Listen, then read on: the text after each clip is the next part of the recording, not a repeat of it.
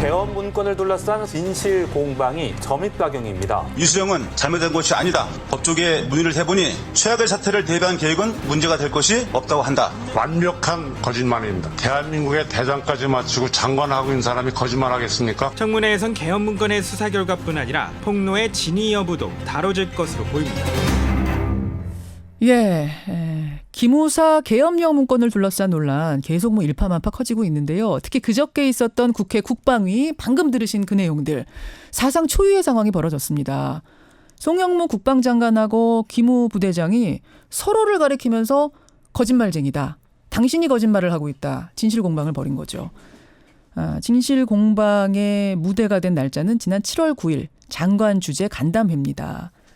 그 당시 송 장관이요. 기무사가 작성한 그 계엄령 문건에 대해서 계엄령, 위수령은 잘못된 게 아니다. 법조계에 문의해보니 최악의 사태를 대비한 문건은 문제가 될 게 없다 그런다. 나도 마찬가지 생각이다. 라고 기무 부대장한테 말을 했다는 겁니다. 이게 지금 기무 부대장이 국회에서 한 얘기예요. 그러자 송 장관은 나는 그런 말을 한 적이 없다. 내가 거짓말을 한단 말이냐? 이렇게 반박을 했습니다. 진실게임에다가 하극상 논쟁까지 벌어지고 있는 건데요. 송 장관의 그 말을 들었다는 민병삼 기무부대장, 민병삼 대령을 저희가 어제 어렵게 통화를 했습니다. 통화가 됐습니다. 저하고 박선영 PD가 함께 통화를 했는데요. 이 자리에 박선영 PD 나와 있습니다. 박 PD. 네, 안녕하세요. 생방송 인터뷰에 좀 출연을 해 주십시오. 제가 말을 했는데 인터뷰는 거절을 했어요. 네, 하지만 그렇습니다. 통화 내용을 보도해도 된다. 요약해서 정리해서 보도해도 된다는 부분에 대해서 허락을 받은 거죠? 네, 그래서 저희가 어제 동의를 얻어서 민병삼 대령과 김현정 앵커 그리고 제가 나눈 통화 내용을 정리해서 오늘 들고 왔습니다. 기무사가 계엄령 문건을 작성하는 것은 할 수 있는 일이다. 문제가 없다고 나도 그렇게 생각한다라고 송영무 장관이 진짜 그랬느냐. 민병삼 대령한테. 이게 이제 핵심 아니겠습니까? 민병삼 대령 입장을 직접 들어봤어요, 우리가. 네, 민병삼 대령은 지난 7월 9일에 있었던 장관 주재 간담회 상황에 대해 물어보니 무척 억울해하면서 거짓말일 수가 없다. 어떻게 청와대 안보실 1차장과 장관을 앞에 놓고 내가 소설을 쓸 수 있었겠느냐 강하게 항변을 했습니다. 이 통화 내용 잠시 들어보시죠.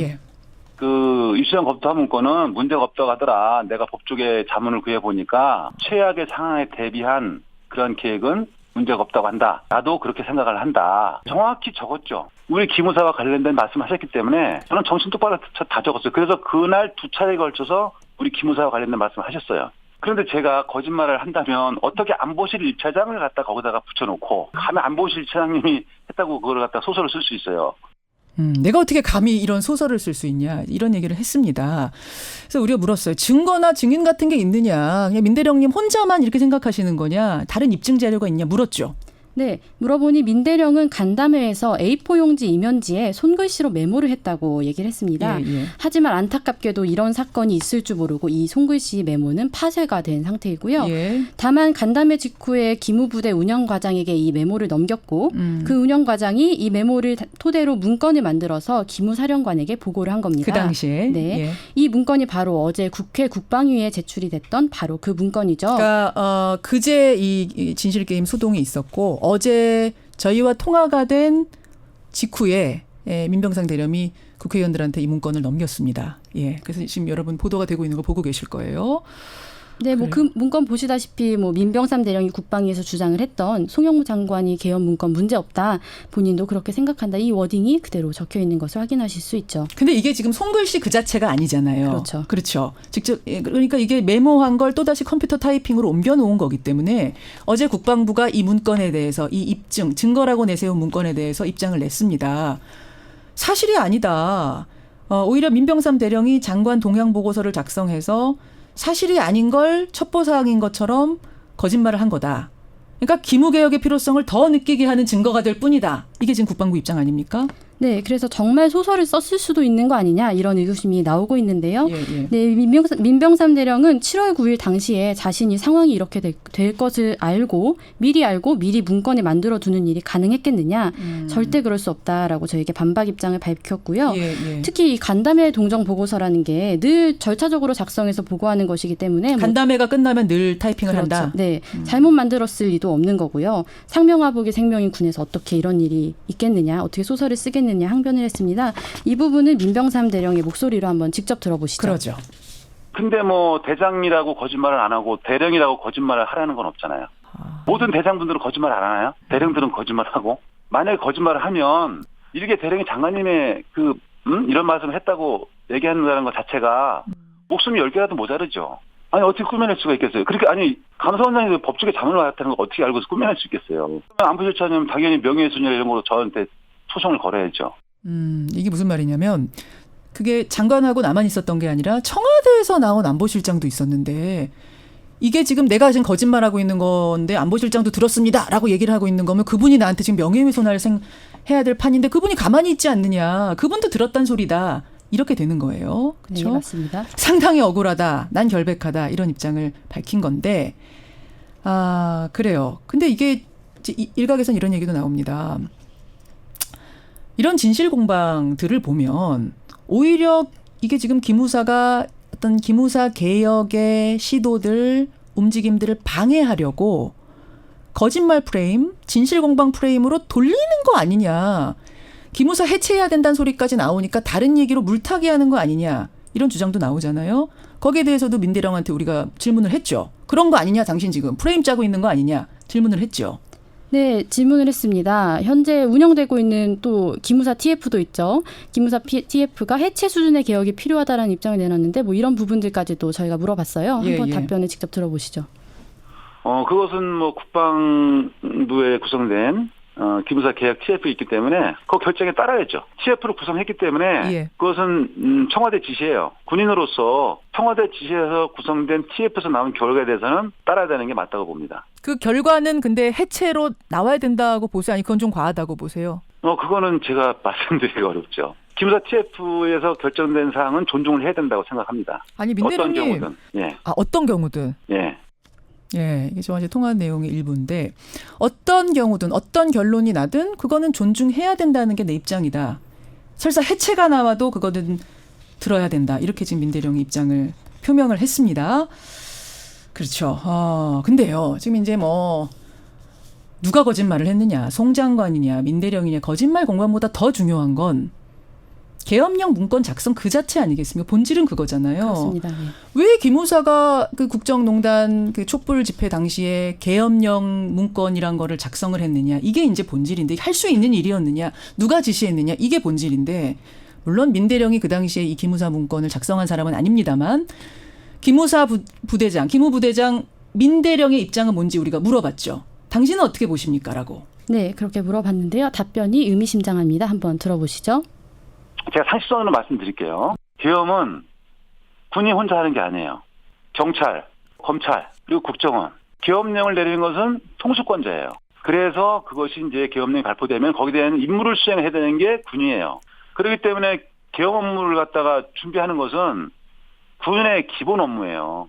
당시 한민구 장관께서는 그 부분에 대해서 수방서에도 한번 검토해보라고 했고 법무관리위원회에도 검토를 해보라고 했다고 그러더라고요. 제가 들은 바로는. 한 것이 약간 미흡하니까 한번 기무사에서 해봐라. 장관의 지시인데 군은 그래도 설명하고 아니에요? 시키지 않았으면 안 했죠, 당연히. 마지막 말. 시키지 않았으면 기무사 안 했을 거다? 네. 그러니까 기무사가 절대 먼저 나서서 한 거 아니고 한민구 장관이 시켰기 때문에 했다 이런 얘기예요? 네, 그래서 억울하다는 겁니다. 그래요.